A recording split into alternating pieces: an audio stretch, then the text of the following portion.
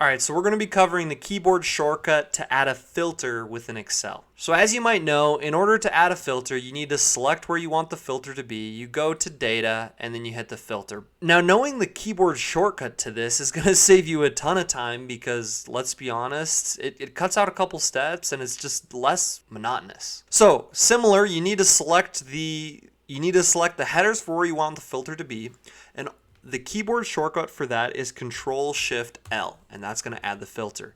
And I'll type that out here for you, Control plus Shift plus L. That is the keyboard shortcut to adding a filter. So then we can, well, if we want to do we want to sort this alphabetically, or we want to sort this from largest to smallest purchase price, right? So we can do that with the filter. And then you just hit Control-Shift-L again to remove the filter from the heading. Pretty simple, not crazy complicated, but that shortcut will save you time. It saved me a lot of time.